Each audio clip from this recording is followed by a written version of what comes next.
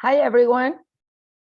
Thanks, everyone, for showing up today. I was just introducing myself and saying hey to Crystal and Dr. Sherstin. We were just talking that we're really, really tired, so just bear with us. I think everybody must be, it's a Sunday night, but I personally am exhausted from work today. So, hi everyone, my name is Daniela Castillo and I am a licensed veterinarian in California and Mexico. I've been vegan for 12 years and I have a company in Los Angeles doing relief and mobile veterinary services. I am one of the co-founders of our Honor organization, and I took this little project of mine that I've been dreaming of for years of interviewing other vegan veterinarians. The goal of this meeting is to highlight the hard journey of these individuals into the veterinary profession as vegans and their important accomplishments in the veterinary field and in the animal rights movement. I personally want the word vegan to be more mentioned in the veterinary field so it becomes more of a norm in the near future. So I want to present the different journeys from veterinarians to hopefully inspire more veterinarians to go vegan. Let's hear from our next guest, my sixth guest, my dear friend, Dr. Sherstin Rosenberg. So let's hear from her first, and then let's answer some questions at the end. So if you have any questions, please write them in the chat. Dr. Sherstin Rosenberg is the executive director of Happy Hen Animal Sanctuary, a licensed veterinarian for 25 years, and has been an expert witness in a number of legislative, civil, and criminal cases involving animal welfare. She received her undergraduate degree in anthropology from Stanford University in 1991 and her doctorate in veterinary medicine from the University of California at Davis in 1998. Sherstin has served on the board of directors of several animal advocacy organizations, including Humane Society Silicon Valley. As executive director at Happy Hands since 2014, Dr. Rosenberg has overseen the care of more than 1,000 abused and abandoned farm animals rescued from the animal agriculture industry. It's such a pleasure to have you here, Sherstin. I'm so honored and just happy to have the opportunity to hear your journey and share it with everybody else listening today and hopefully listening later. As my previous guest, I'm gonna basically ask you the same questions. And I wanna start with, how was your experience in veterinary school? Please tell us. Hi, Daniela. Thank you so much for having me here today. It's also just such an honor to be here. So I really appreciate being invited and I'm really glad to be here. My experience in veterinary school. I mean, I was so excited to be there. You know, I was so excited to go to veterinary school. And, you know, like even today, I pinch myself that like, I can't believe I'm a veterinarian. It's, you know, such a great profession. But so that's how I went into it. And I found my classes fascinating and I loved it. It was very hard work. But, you know, as I went along and I started to notice things like the fact that animals were being killed as part of our education in order for us to learn, that's when I started to have just a problem, you know. I didn't feel right about it. And it sounds so stupid now, but honestly, I went into it not realizing at all that animals would die for my education. I mean, I guess I thought of it like, you know, medical school, right? I mean, like in the Hippocratic Oath, and you don't kill your patients. And I thought it would be like that. Even though I had had, you know, years of experience in, you know, working at small animal clinics and things before I started veterinary school, but I just didn't really think about it. And so anyway, going along in vet school, things started happening. And like, for example, you know, we had laboratories where we learned how to intubate rabbits and draw blood from rabbits. And at the end of the quarter, all of the rabbits were killed. And, you know, things like just the anatomy the first year, and all the dogs that had been killed for anatomy lab. And I felt a lot of just grief about that, and I wasn't okay with it. And I found that my classmates, for the most part, did not seem to share that feeling. And I think that's when I started to really feel different. And I still carry this with me today, this feeling of like I was this weirdo in vet school. But the really good thing is I had some really close friends. There were about 4 or 5 of us, and we stuck together through vet school. And the interesting thing is, not all of them, even today, a couple of them, I think, still eat meat. But we all supported each other, and I felt like I could trust them and talk to them. And some of them are vegans today too. But yeah, it was a feeling of that I'm different because I'm not okay with so much of the things that are going on in vet school. And you know, things like when you're listening to a lecture about cattle, and one of the treatments is coal.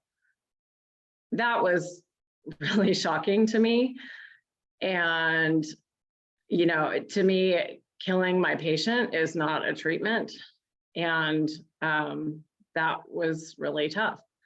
Another thing that I remember that is so heartbreaking, and I will never get it out of my mind, is, and especially now that chickens are such an important part of my life, is one day in anatomy lab, we were supposed to learn about the anatomy of the chicken. And it's kind of interesting, one day, right? That's how many days we spent on chickens in vet school. But I'm not kidding you, there was a dead leghorn on the table for every single student in the class. I mean, I was so disturbed by that.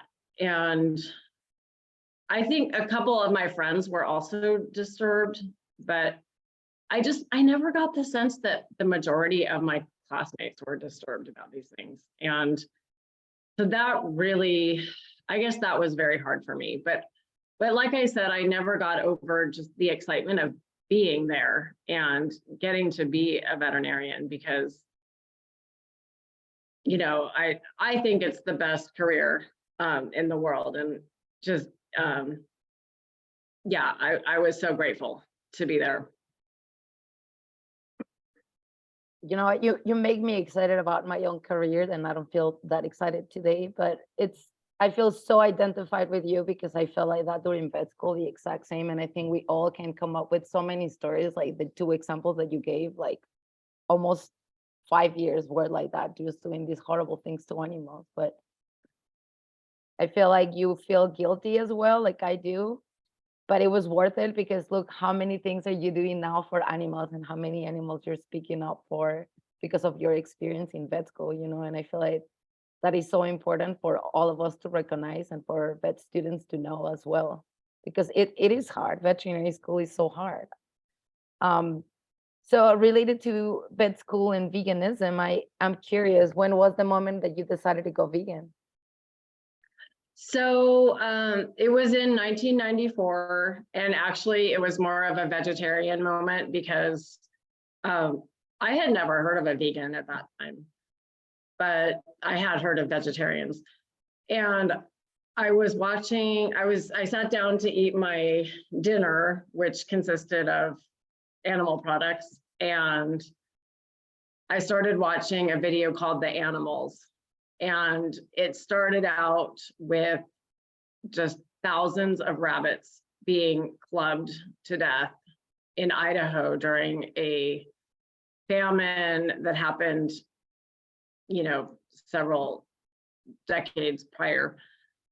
And I dropped my fork, and I have never eaten an animal since then. So that was the moment. It just became very visceral for me. And I knew I could never eat an animal again. I mean, now I've been vegan for almost 20 years. So I did eventually become vegan, but that was kind of my moment where it all clicked for me. And it's honestly, it's very strange to me that it took me so long to get there, because I remember even when I was a kid, I would think about animals I was eating and wonder how they felt when they were alive. And now I look back on that and it's just like, why didn't I stop eating them? You know, like it never felt right to me. And I guess I went along with society. So, you know, I certainly understand why people do go along with our culture and our society, and people do what they're told and what they know, because we are social creatures. But yeah, I'll never understand why it took me that long to actually make that connection. But I think one of the really huge things building to that moment in 1994, when I watched that movie, was a physiology class that I had to take prior to vet school as a prerequisite course for veterinary school. And I think probably a lot of us have some really horrible stories about physiology classes that we took to get into veterinary school. But the one that I took involved just doing atrocious things to rats and frogs. I'm horrified. I mean, and at the time I was horrified, but I did it anyway because I really wanted to go to veterinary school. And that's kind of like what Daniela was alluding to a minute ago. I do feel really guilty. And I mean, honestly, looking back, I don't know if I could get through veterinary school again. So I'm really glad that I did get through and I'm here and I'm on the other side. But I think my naivete was really a huge help for getting through, because if I knew what I know now going through vet school, I don't know that I could do it. Yeah, but that physiology class really had a big impact on me. And so when I saw that video of the animals, it's kind of like a 90s version of excuse me, a 90s version of Earthlings. And it went through all the species and everything and how humans treat them. But it started out with rabbits, and it didn't take me very long into that movie to just be done with eating animals for the rest of my life. I feel so identified with the same feeling that I wish I went vegan way earlier, how I didn't connect. And this is why I love this question, because to me, it makes more sense that a veterinarian is gonna make the connection way earlier, because the love of animals that we say that we feel for animals, and this is why we want to go through vet school and endure the heart of you know how hard the career is. But I've talked to some veterinarians before where I tell them, you know, I love my husband, but I wouldn't like kill him and chop in pieces and put it in the freezer and then eat later. It's like when you love somebody, is you let them be free and you want them to be healthy and happy and thrive. So I don't know what kind of love are we talking about here when we talk about loving animals and still wanted to, you know, see their throats open, bleeding and getting into little pieces. So I love hearing more stories like ours, you know, because hopefully this is what it's going to start like an effect and have more veterinarians connect with the real meaning of love for animals. So I really appreciate you sharing this story. And since well, you already said that you love being a veterinarian, which I don't know too if I could go through vet school again. Absolutely, I don't think so. But what is your favorite part of your career so far? Honestly, it's the animals. The animals are the best part of my career. I mean, of course, there are aspects of being a veterinarian that I particularly enjoy. I really love working up a patient and, doing an exam and, just the whole process of soaps and just thinking through everything and doing research when I need to. And I love learning new things, and I'm always asking questions, and I love that part. But it always goes back to the animals. And yeah, I mean, I'm lucky here at Happy Hen because I can pretty much just do the care that I need to do for the animals. I don't have to go through a client relationship. But on the other hand, the hard part of not having the client is all the weight of everything that happens is on me. So sometimes I think about that, because we have almost 200 animals here, and inevitably there are things that happen, there are decisions that have to be made, and I don't have that partnership. I mean, I have my staff, but it's really mainly me making the decisions. But honestly, I just, even to this day, and I don't think it's ever going to change, I cannot spend too much time with animals. I never get tired of animals, like any type of animals. I just, I want to be with animals all the time. So, I mean, I don't even like to really, I don't like to leave the sanctuary because I worry about the animals when I'm gone. But also I just, when I'm away from the animals, I miss them. So that's definitely my favorite part. It is a dream job, actually, what we have. If you think about how as little kids we dream about helping animals with our own hands, that was always my dream too. And now like we're actually doing that, so it is a dream job. You're making me so happy to be a vet again. Good. So what inspired you to open Happy Hen Animal Sanctuary? So actually, my daughter, Zoe Rosenberg, is the one who started Happy Hen Animal Sanctuary, and it was originally Happy Hen Chicken Rescue. Obviously, she was 11 years old at the time when she started the sanctuary. And so obviously, we ended up ultimately doing things together, and I did all the incorporation and all the legal things and opened the bank account and did a lot of the things that she couldn't do at 11. But she is the one who actually just went ahead and started the sanctuary. She had convinced me to rescue 12 leghorn hens from a local farm, which we did. And then about a month later, she showed me a website that she had been making. And it was so good. And it was for Happy Hen Chicken Rescue. And she hadn't even told me that she was doing it, but she had been working on this website for weeks. And then we ended up getting a donation. And so then in order to deposit the check, we had to open a bank account, and, one thing led to another. And then of course we rescued more animals, and and then 10 became 100, and then 1,000. Yeah. Zoe is such a hero in the animal rights movement.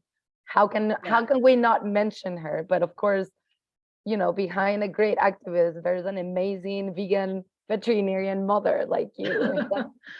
So inspiring. Zoe is so amazing. I mean, the thing about Zoe is that she just does stuff. Yes, I she's mean, such a force, of the universe and energy. It's a ball of energy. How is she doing? Zoe is doing pretty well. She was home for spring break and she just went back to Berkeley today. So yeah, she seems to be doing really well. I think she's looking forward to the end of the semester though. It's been kind of a stressful year. So, Well, but what an yeah. amazing thing to have her in your life and have each other, It's always hard to feel alone in this movement or in this non-vegan world. Oh yeah, it's been such a lifesaver to be in this with her. I can't even imagine doing it by myself and not having her. Yeah, I can't say enough good things about Zoe. Yes, And and of what course, an she's my daughter, so of I'm course, biased. and she's so lucky to have you as a mother because not every vegan kid gets understanding from their parents, and in this case, it was just the perfect combination, and it started an amazing sanctuary, that is now well known, and it's I see it as an example for the future sanctuaries, that are, you are an example for all veterinarians out there as well. My personal inspiration. So, Oh, thank you. what? So tell me, what is it that you died to tell your colleagues, like if they were listening with open hearts right now?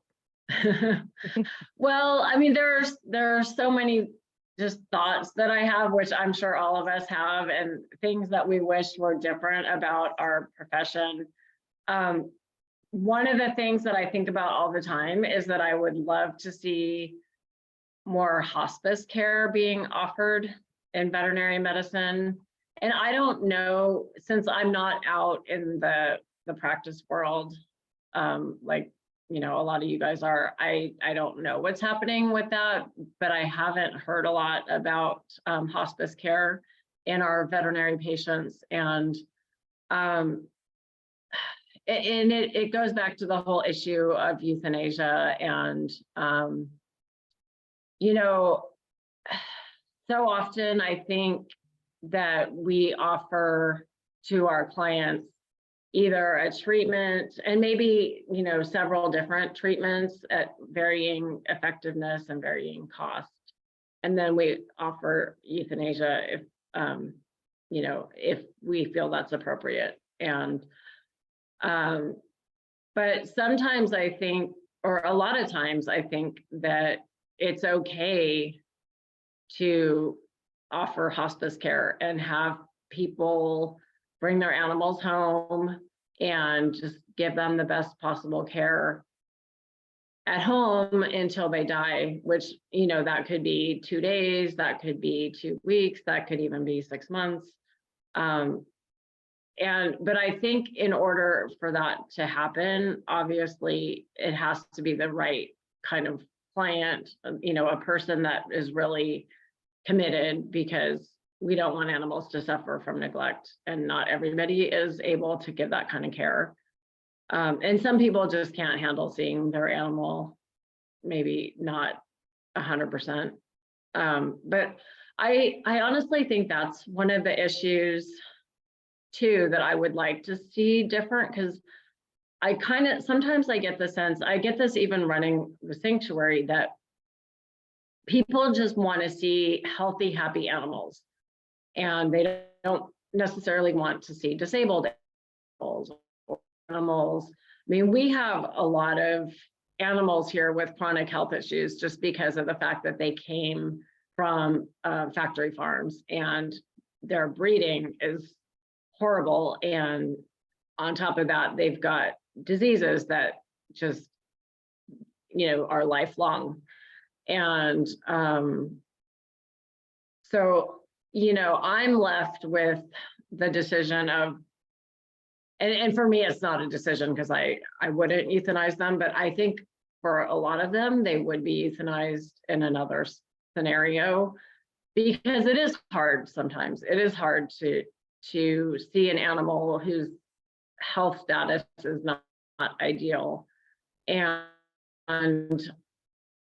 it's even that way with humans, right? I mean, we as a culture kind of, we want to see healthy young people all the time. And, you know, our old people are kind of locked away in nursing homes. And, but I think as a society, as we value life more, we also have to embrace that process of aging and sickness. And not that we don't try to obviously cure disease, that's what we want to do, but sometimes we can't for various reasons. And in part of my journey has been trying to learn to live sometimes less than ideal situations. And yeah, I would love to see hospice become a bigger thing in veterinary medicine and have it be kind of built into the structure of our profession, and have support systems so that when people want to provide hospice care for their animals, they have a way to get the equipment they need. Maybe they need oxygen, maybe they need fluids, and they need to learn how to give the fluids at home. And I think a lot of people would be willing to pay for that care too. But I think it can be hard for people to find in our field. So that's one thing. And then the other thing, I guess, that has always kind of troubled me personally is the idea of humane death. And just,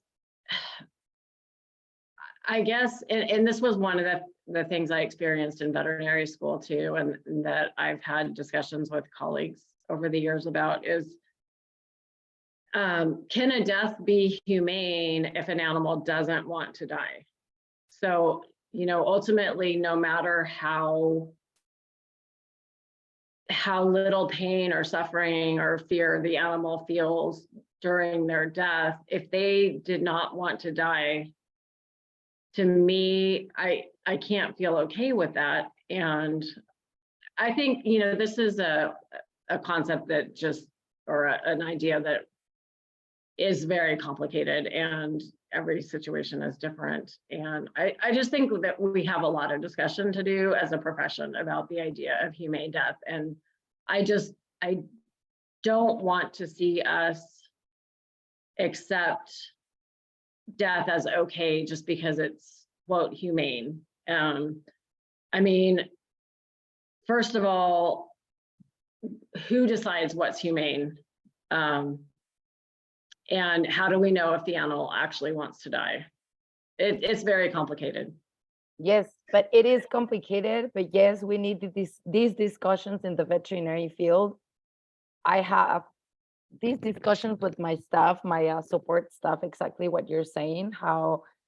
Who says that this is humane? You know, if to me is if you wouldn't do it to yourself, you wouldn't do it to another animal, number one. And number two, if you think the way we kill cows for your dinner is humane, would you kill your dog the same way? And the answer is almost always no. So yes, it is a very complex question, but it's a question that we need to, and you know, the first thing that you said, I never really thought it that way. I think through social media, I see that you know, taking care of older animals is becoming a thing. Like there's a lot of mobile veterinarians helping. But I think it's an idea that, like you said, for example, in farm animals, there's not even a lot of research of what happened to these older animals, because how short their lives are in farms. You know, we kill them like babies. So we don't know what happened to these animals with these genetic, you know, malformations that we cause after many, many years. And I'm sure you're pretty aware of that, but I see farm sanctuary animals as well. And that's one of the biggest problems, that I cannot find information of what happened to cows when they are 25 years old. What are they, do we treat them like all, you know, geriatric dogs as well? So I think we're heading on the right direction with these conversations, and hopefully in the future, we're gonna look at the work that you've done to take care of more animals, you know? And yeah, that's an amazing idea. And I hope more veterinarians consider how valuable every single life of animals, are, and animals want to be alive. If they wouldn't, slaughterhouses wouldn't be a horror place to be, and it is a horror place. It's bad. It's not humane. I don't know who says it's humane if you go to a slaughterhouse. Um, so how do you visualize a future vegan world? I wanna know your vision. So, I mean, obviously it would be great right? if everyone was vegan and no animals were dying in slaughterhouses, and no animals were being tortured in research laboratories. And I think that there will always be room for improvement, though. I think that even if everybody stops eating animals and animal products like eggs and dairy and things, I think then we're going to start looking further and further at expanding our circle of compassion to more beings. And I think there's a whole universe of compassion that we haven't even explored, because I mean, we're still, like, you guys, this is so incredible. We are still eating our patients, like Right. we have such a long ways to go. I mean, the bar is really low. I mean, so I think I see a vegan world from a veterinary perspective as, yeah, we stop eating our patients and, using them in experiments and things. Yeah, that would be really great. But that's not the end, because there are so many other animals too that I'm sure not only do we not consider their suffering, but also like insects, for example, but we aren't even aware of their sentience and how much they understand. And so I think there will be a place probably for technology to really make a big difference, because, like, how do you treat fleas? How do you kill fleas if you don't want to harm the fleas? I know that makes me sound really radical, but No, that was so deep. flea welfare. but I mean, ideally, I think what we want as veterinarians is we want a world where we don't harm anyone, right? I mean, we don't harm humans and we don't harm any living creatures. And I think that would be the ideal. And we are so far away from that. And I think a lot of research, compassionate research, needs to be done in order to learn more about all the different beings that we share this planet with, and to understand them better, and to not just assume that they don't have any feelings or the ability to feel pain because they're so different than we are. Because I think over and over again throughout history, we've been wrong as humans, thinking that different types of humans and different types of animals don't have any feelings and don't experience pain. And so I see the threshold of our compassion just getting, higher, where we do more and more, and hopefully, well, I know veterinary medicine will change, and we'll have even more opportunities. I think as people begin to value animals more, we're only needed more, not less. So I think veterinarians are just going to become more and more important in the world. Yes, I love your answer to that question. Thanks for that. So what would you change from our veterinary oath? Did you have an image that you were going to show us? Oh, no, I don't have an image to show, but Oh, I'm looking at the oath right now. Okay. Did you want to show share it? Yeah, that's probably good if people look at it. Let's let me share a screen.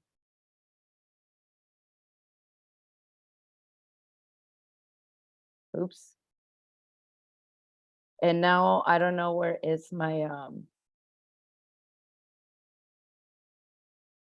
screen. I'm sorry. This is so embarrassing. You're good, Daniela. Okay. It's I had it just ready to go and funny. then I lost it.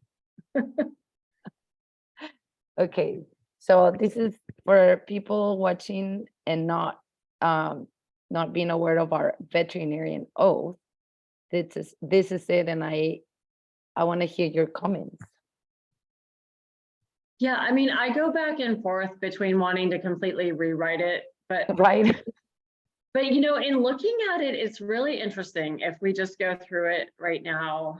Do you want to read it or have Crystal Yeah, read I'll it? read it. Being admitted to the profession of veterinary medicine, I solemnly swear to use my scientific knowledge and skills for the benefit of society through the protection of animal health and welfare, the prevention and relief of animal suffering, the conservation of animal resources, the promotion of public health, and the advancement of medical knowledge. I will practice my profession conscientiously, with dignity, and in keeping with the principles of veterinary medical ethics. I accept as a lifelong obligation the continual improvement of my professional knowledge and competence. So those those last two parts are, to me, that those are good. And honestly, it's funny because, you know, the last couple of days I was looking at this oath and I realized it's not so bad. I think if we were coming at this oath, reading this oath from the perspective that we would never harm our patient, just like human doctors would never harm their patients, the only thing from that perspective that I see as maybe a problem is the conservation of animal resources. I'm not sure what that means, but it sounds to me exploitive. Mm-hmm. But the rest, I mean, there's nothing wrong with using our scientific knowledge and skills for the benefit of society. I mean, we should, and I think that promoting animal health and well-being actually does benefit society. And so, and then the protection of animal health and welfare. Yes, that's what we should be doing. The prevention and relief of animal suffering. Yes. The conservation of animal resources. I would probably change that to the conservation of animal habitat. And the promotion of public health. Again, there's nothing wrong with public health as long as we're not harming animals. And the advancement of medical knowledge, the same thing. We shouldn't be harming animals to advance our medical knowledge, in my opinion. So I think what would make this oath work would be to add something at the beginning, being admitted to the profession of veterinary medicine. I will first do no harm. I solemnly swear, and then, you know, go on. And then I would change the word resources to habitats. So if we're already going to be saying that we're not going to harm animals, then the promotion of public health and advancement of medical knowledge, that shouldn't harm animals. So I think that would work. And I mean, I do think as veterinarians, we're uniquely positioned to safeguard human health from zoonotic disease and vice versa. I mean, we should also be protecting animals from human disease, right? That's something we don't think a lot about, but it goes both ways. It's a two-way street. And I think we should be doing both. So I think we need to have a much more equitable view of, you know, animal and, I mean, we are animals, but animal and human health, that we're all equally as important. And if we are harming animal health, we're also harming human health. And so it's all one thing. It's the One Health idea. And it's just interesting because when I went back and took a second look at like I've looked at it so many times, but another look at the oath. Like 100. Yeah. I just thought, it's really not. I think that what really stuck kind of for me before was the benefit of society. Yeah. But there's nothing wrong with benefiting society. I mean, animal health does benefit society. What benefits one benefits all, or it should. I mean, if we're living sustainably, like we need to be, we could create a society where, and this is really egalitarian of me, but, or, ambitious or lofty or, idealistic. But, we should be considering all beings in our society. And, anyway, back to the oath. That's exactly, I was thinking about that sentence, and you know what? You're right. The oath is not actually that bad. Is maybe we're not actually following it. Like, maybe the question is, are we as a veterinary profession are actually following the oath to the T, or what is that expression? Because it is here. It's written right here, preventing and relief of animal suffering. Are we And doing what that? I was thinking, Daniela, is I was thinking, because it talks about the promotion of public health. And so often I think veterinarians feel obliged to support the animal ag industry, which is not promoting public health. And so we're going against our oath by promoting animal ag and by giving them cover. And so, yeah, the oath is really not that bad. I'm sorry, go ahead with what you were saying. Oh, no, I wasn't saying. Yeah, I really think that that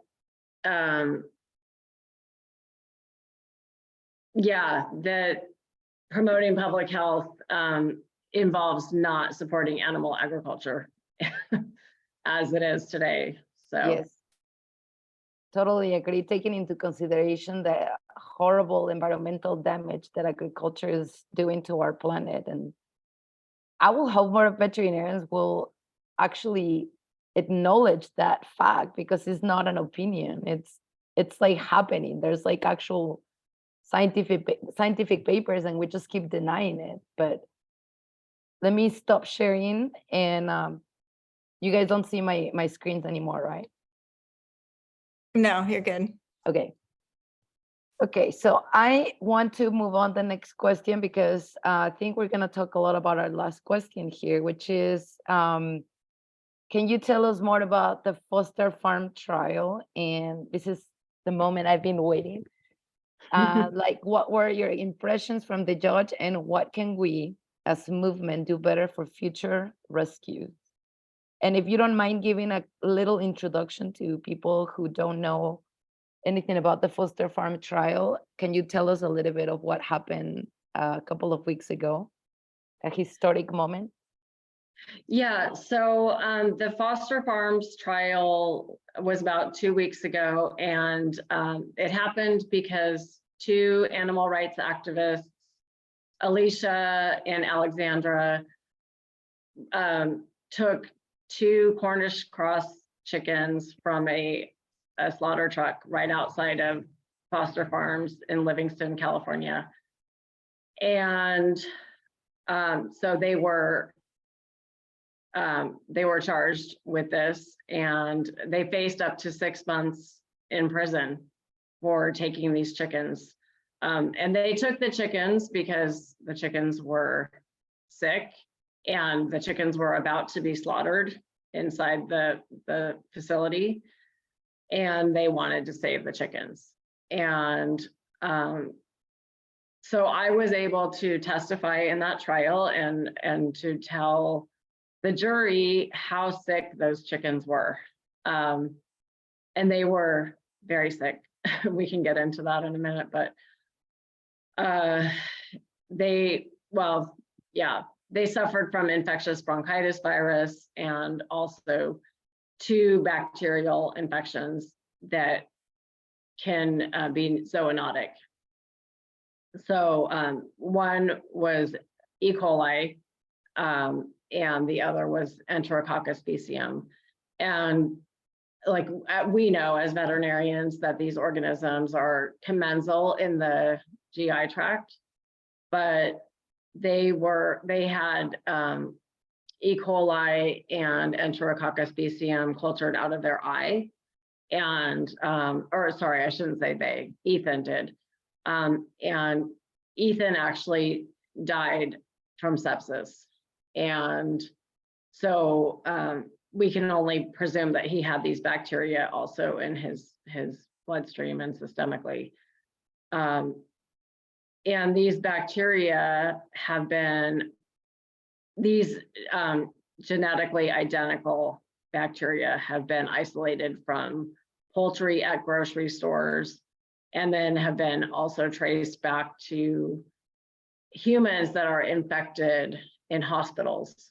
And Enterococcus faecium in particular causes nosocomial infections, where people go to the hospital for other care and they end up getting Enterococcus faecium, and almost 67% of people that get it can die from it. So it's a pretty serious thing. And so one of these chickens that was taken from this slaughter truck, actually, they found these organisms in his body. And so very likely that they were also in the other chicken, but we don't know for sure. The other chicken survived Ethan. The one obviously that had the necropsy, he died a few days after he was removed from the truck. So yeah, that's kind of the synopsis of the trial. But the big news is that Alicia and Alexandra were acquitted on all charges by the jury. And so that was just a major victory for the right to rescue, because the animal rights movement and Direct Action Everywhere is the organization in particular that's been fighting very hard to win the right to rescue animals that are dying and sick from disease and in imminent danger of severe harm. And so to have these activists acquitted, it was a really big deal.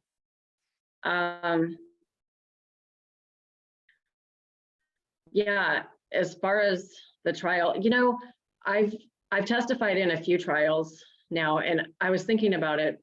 You know, I remember the first trial or the first case I testified in. I really thought, like, oh my gosh, you know, I could lose my license, or, you know, what's going to happen? The industry is going to come after me. Because that one also I was testifying against the animal ag industry. Well, all of the trials that I've testified in have been on the other side of the animal ag industry. And so it's interesting. I used to feel like, oh my gosh, you know, I'm breaking some unwritten rule of veterinary medicine that we have to somehow support the industry, and we're not allowed to ever say anything negative about the industry in public. And but nothing happened. So I'm feeling more comfortable with it now. And also now we have our honor and all of you guys. And so I feel a lot more supported. And you are, it's so interesting that you're describing this fear that you had the first time that you witnessed, and you've been doing it 7 or 8 times. And I'm just thinking, what you were actually doing was following our veterinary oath line to line. That's what you were doing, like representing animals. And why would you be afraid of it? Isn't it crazy? It's really crazy. I mean, yeah, and that's kind of like the mind trick that animal ag has played on us. And I was thinking too about just even in veterinary school, the indoctrination that we have with, this alliance with the industry and, like the pharmaceutical industry. And like, I don't know, they do things to make us feel like they're on our side and like we're supposed to be on their side. And I don't know, and then you just feel like you're not supposed to go against them. But yeah, I mean, in the end, we have to do what's right, and advocating for our patients is what's right. And so, yeah, I mean, I have to say that just back to the Foster Farms trial, it feels so good to be able to get up in a situation where it matters and precedent could be set that these that it was legal to rescue these chickens, to actually be able to tell the truth about, and of course, all kinds of things happen in these cases, and I'm never able to say as much as I would like to say about the conditions that the animals live in and all of that. But at least to be able to get up there and say it like it is, and not be trying to make the industry look okay, or it feels so good to just be able to tell the truth and get it out there and change the world. So Yes. I would love to see more people, more veterinarians testifying in trials like this, and supporting organizations that are advocating for animals, because I think they need that kind of support. And So I mean, powerful. we're such leaders in this when it comes to all things animals. People respect what veterinarians have to say, and I think just as a profession, we're so conservative, and we don't want to rock the boat, and we don't want to do things that have never been done before. And like, oh, is this, just like my reaction, when I testified the first time, I was like, what's going to happen? Yeah, but I think we need to just not be scared, because it in the end, it feels so good too. I mean, all the things that you've been thinking all these years that just didn't sit right with you, and just to be able to say it and speak the truth, it's such a great feeling. It's definitely, I mean, it feels like a new era, even though, when was the first trial that you were, like, how many years ago was it? I should know the exact year. I want to say it was maybe 2018. 2018, so that's like 6 5 years. It's years. not, Yeah. but I mean, this is the state of the veterinary field, that we are afraid as veterinarians. We fear our license, which is the only way we can work and make money and pay our debt and whatever, to speak up for the actual animals that we're fighting for, the reason why we went into this career. And like, some of us, we've been, like Crystal knows, we've been uninvited from conferences because they know that we're speaking, we're on the side of animals, we're on the side of these crazy animal rights activists, when all we're doing is just representing our patients, we're just speaking up for them. So it was very interesting to watch the videos, like watch your you're witnessing. And the one thing interesting to me that I think it closes the circle a little bit, that it was very clear in the beginning that they really, really care what university you graduated from. So they made sure that it was, UC Davis, and it's the top first university. So it's really cool if you graduated from UC Davis, but how can a vet like me can be a witness in a trial like that? And that's one thing that I thought, because it's one thing if you're always the only veterinarian in these, trials, but if there's like 20 more, then, which I'm sure in like 10 years there's going to be way more. But it's just I feel like it's a limitation for all of us to be able to speak up for animals. And I did feel that they wouldn't consider you an expert because you've never worked on the side of factory farms. So like that was interesting for me, that they you know, they wouldn't consider you an expert. And it's like, of course, everybody who went to vet school has been to farms. Are you kidding me? Just because we haven't get paid by one of them doesn't mean that, you know, we don't know what we're talking about. It was amazing, and I'm so proud of you, and congratulations on this huge step. What do you think? How can we do better as far as rescuing animals? It's a very tricky question because as veterinarians, we're technically not supposed to support any stealing of animals, which are at this moment still considered property, and this is what we're trying to change.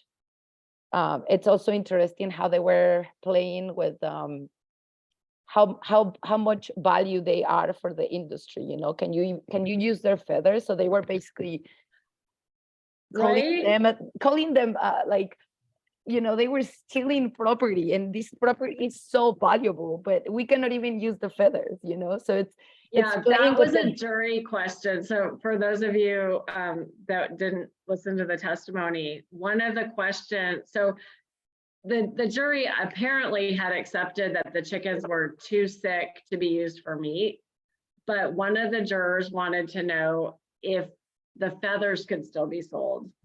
And I mean, that blew my mind. But it was actually the flip side of it, though, was that I realized in asking that question, they must have accepted the fact that the chickens were too sick to be used for meat. So that was good for the case. Yes. But still, it was like, really? Like, you want to use their feathers too? Like, yeah. But I think it's starting like these questions in our heads, that what are animals value?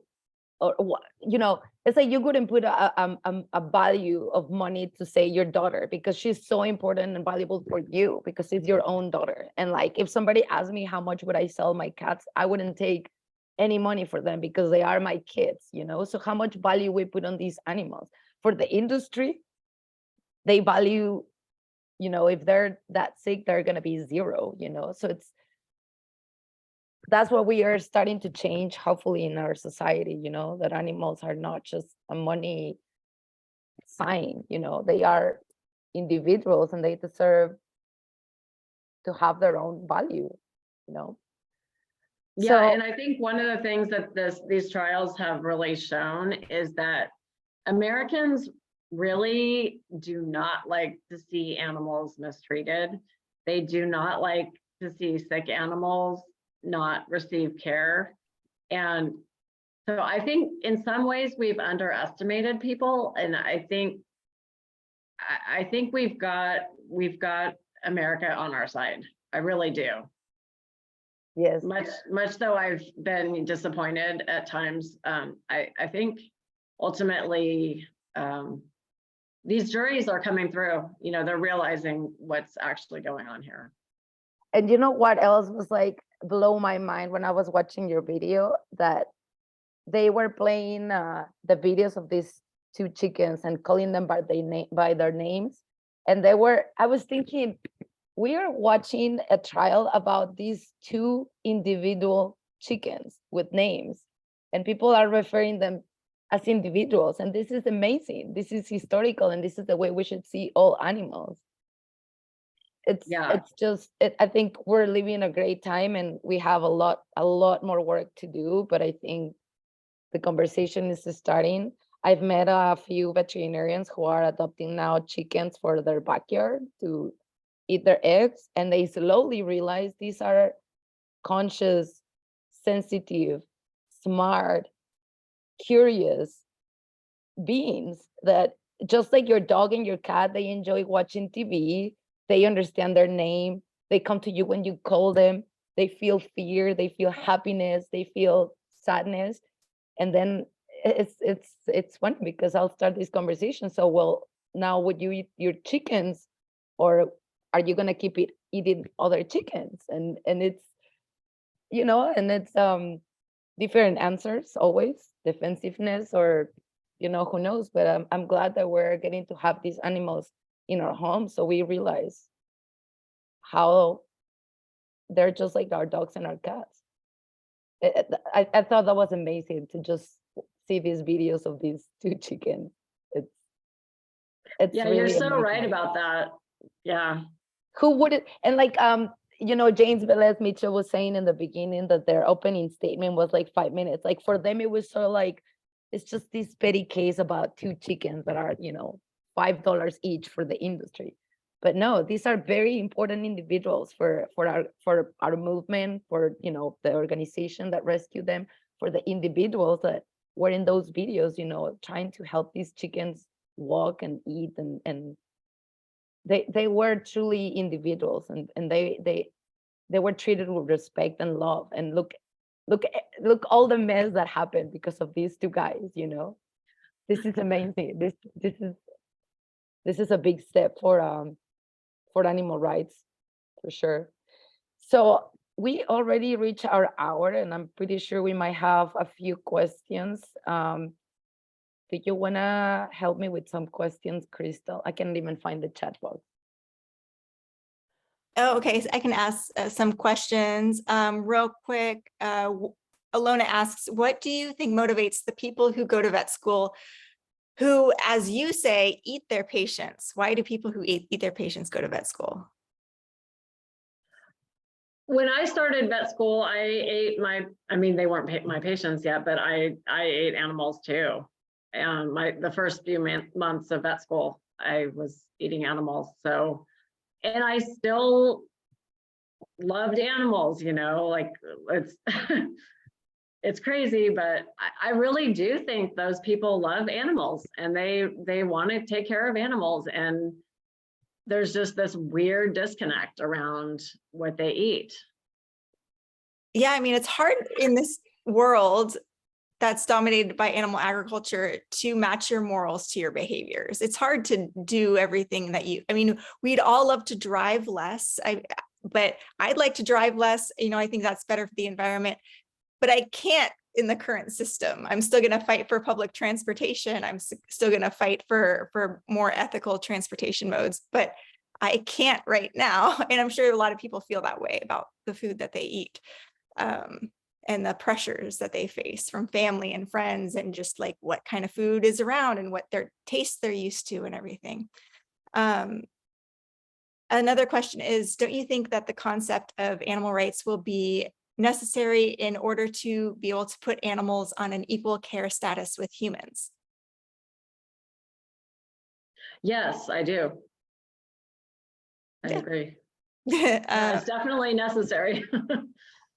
I want to say a comment about that really quick. It's this is why I wanted to have these conversations, because I feel like we all veterinarians need to get on the same page about what really means like animal rights, and why some vets don't agree or don't want to talk about it. But I think like we need to just round this definition in the coming months and years. But what I explain my staff when I'm talking about animal rights, I say I'm not defending the right to drive a car or have an abortion, vote for the next president. And that's what some people tend to imagine, and they're like ridiculous.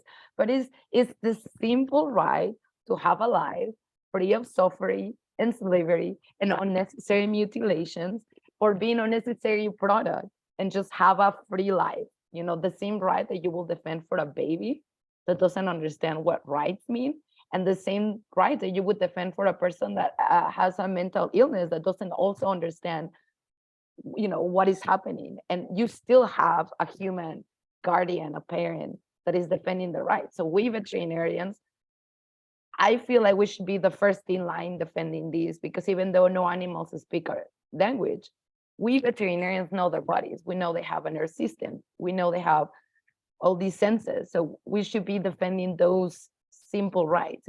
It's really that simple. So I just wanted to clear that, because I do think that we should, all veterinarians, all vegan vets, climb on this wagon of talking about animal rights, and just making clear this is what we're talking about.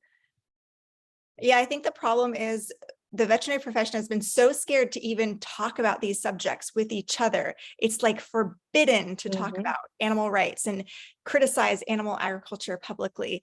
And that's just so dangerous when there's this dampening of conversation. We're a science-based profession. We should have difficult conversations with each other respectfully and entertain. Don't just immediately they're like, oh, you're an animal rights activist, I am not talking to you, we're shutting down the conversation. We cannot engage any further. It's like, no, let's engage further. Let's talk about these things in a peaceful way. We have to get past this as a profession. And I think fortunately we are. There's been some changes. Although I look at some of the conversations that were had in the 80s that Bernard Rowland and other people were having, Dr. Ned, and I am a little bit envious. I'm like, wow, we were a little bit more open and farther along in some of these discussions in the 80s. If you look at like letters to the editor to JAVMA, that would probably not be published these days, unfortunately. So, I mean, we do have some things we have to change there. Anyway, moving on.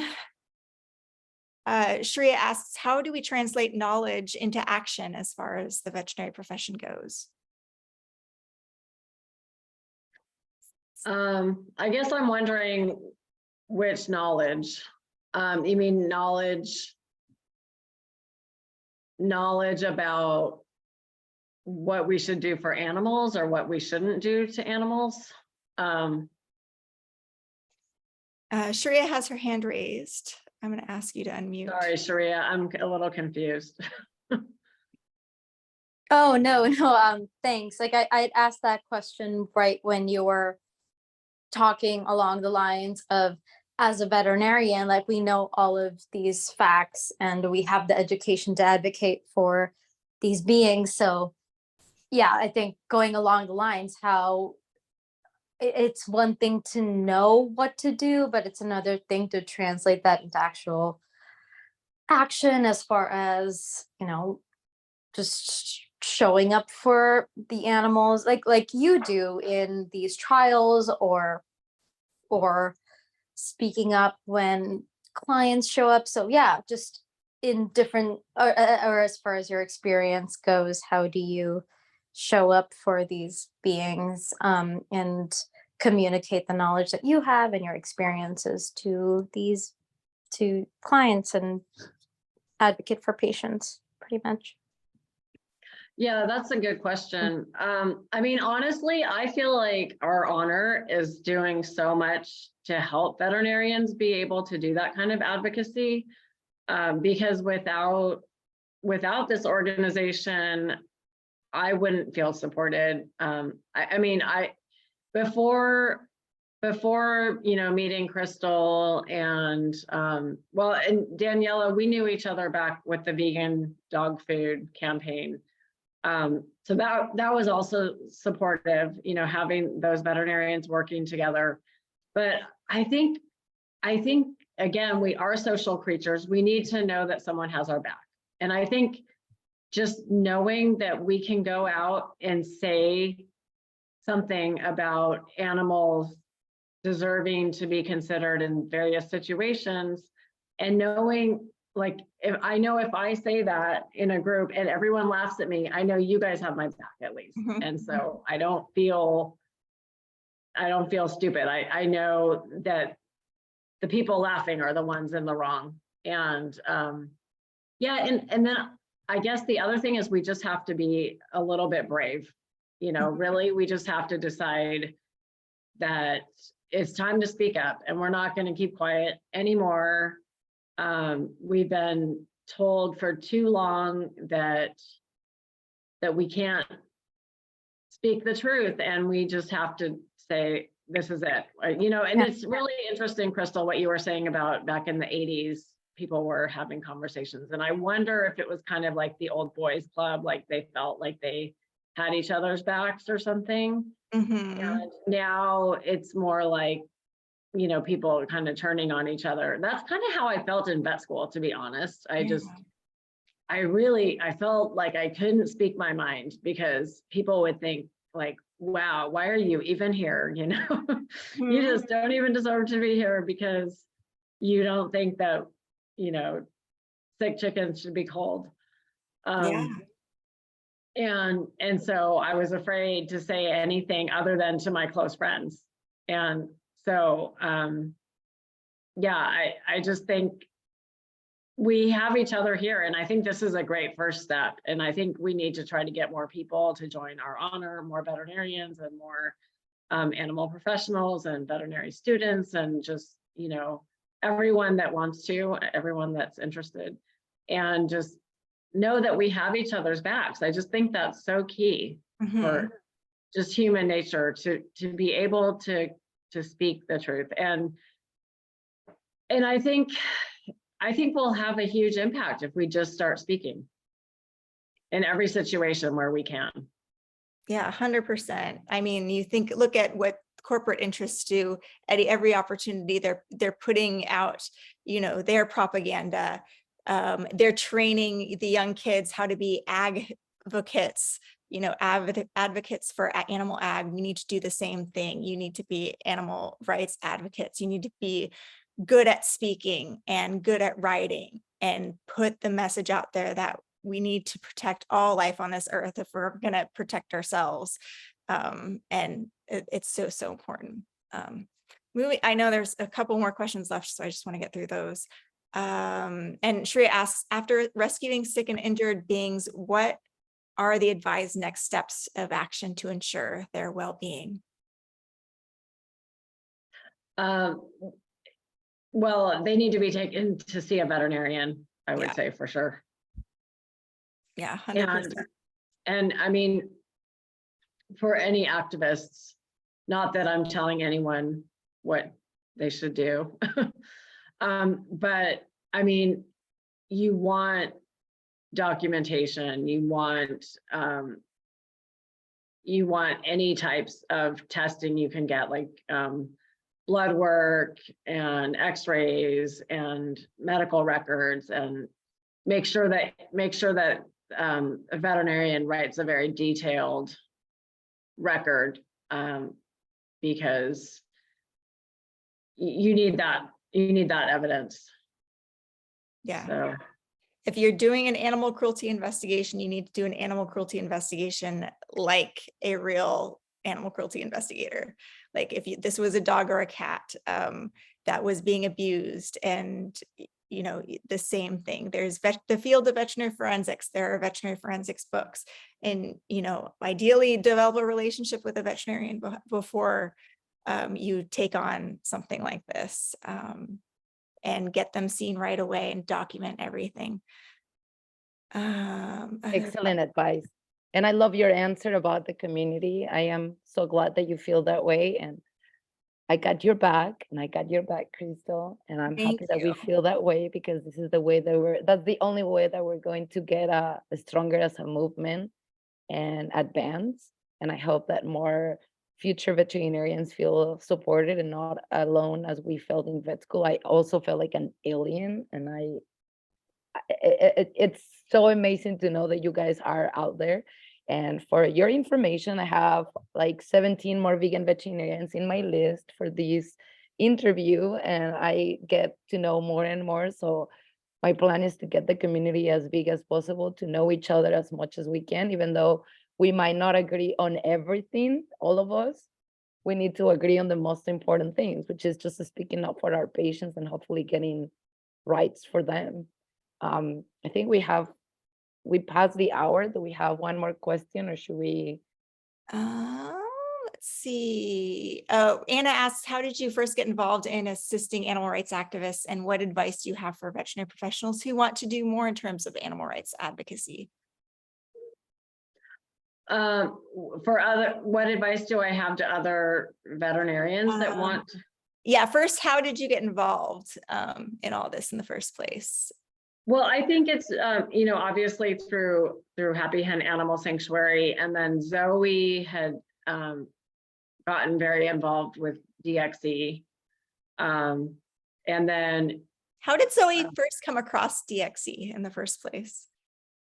Do I you know? think she saw disruptions online, probably on Facebook. And then she was super interested and she contacted Priya. And Priya did not know how old she was because I think she was like maybe 13 at the time or something.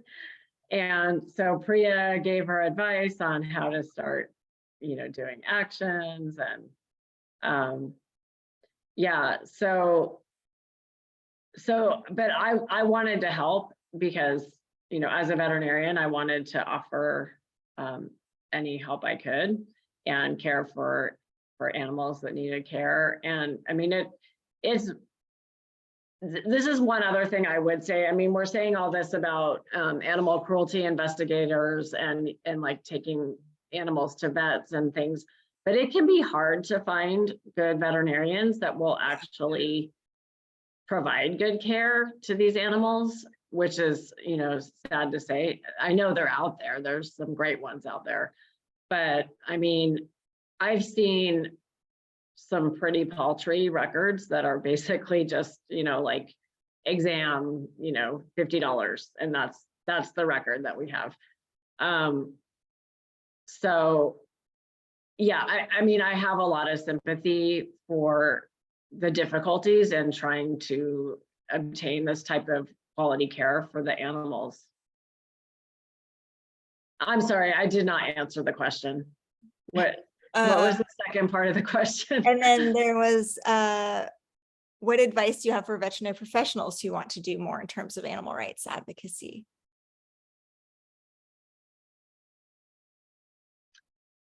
Yeah, that's a hard one. I mean, I think they need to get involved with a group like this one and let someone know that they are interested in helping out. Because we need to know if they do want to help, we need to know. And you know, we need people to care for these animals. And so if you're out there, let you know, let people know. Let them to our honor and ourhonor.org. Yeah. Yeah, and I know your sanctuary just suffered greatly in the recent storms, and I encourage everybody to go to happyhen.org and donate to help repair. How are things going there with in the aftermath of those huge floods and storms? Well, it's been pretty rough. You know, we're out our lower coop area, so that area has just been decimated, and we can't even try to think about repairs until it dries out. Luckily, it looks like maybe the rain has passed, so things are starting to dry out. We have our poor Liberation Lane road that's completely washed out. We actually, the other day, had not one, but 2 trees fall across the road too, like 2 giant trees. So yeah, we have quite a lot of challenges, but it's gonna cost probably, you know, more than $30,000 to do all the repairs. Wow. It's going to be a lot, but we're, you know, the animals are all okay, and you know, we've made it through, so that's the most important thing. And these sunny days are just really helping my mood. Nice, thank you. I won't take up too much time because we're already way over time. We're already past. Yes. And again, everybody donate to happyhen.org. Yes, please. One of the best sanctuaries there is. So I hope we can Sherstin, thank you so much for your time and for sharing your amazing story. I really hope people go check your website and donate and help you, because you're doing such a great, amazing labor for these animals on the movement. And we couldn't thank you more for being here tonight. Taking time. Thanks.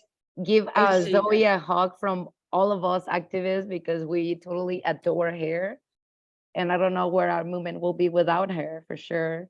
And we need more young people like her, people that are inspired, that are fighting the good fight, and that are not afraid of speaking up.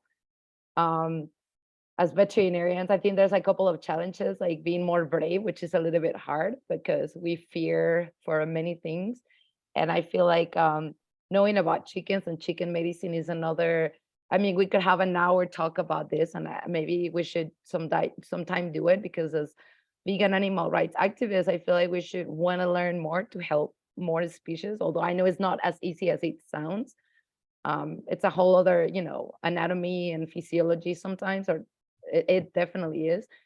I am a little bit experienced with chickens, so I am more than happy to help chickens when I can, but I know not every veterinarian wants to see birds.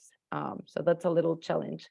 I know from a lot of centers that contact me as well, and I'm not close enough to help them all, but they don't find veterinary help, for farm animals that are not going to be for food, which is really sad. But anyways, thank you, Crystal, for all your help today. And thanks again, Sherstin, and thanks everybody for being here tonight. And I'll see you guys for our next episode. And have a great weekend, everyone. At the end of the week. Thank you. Good night, everyone. Thank you, Bye. everyone. Bye. Bye.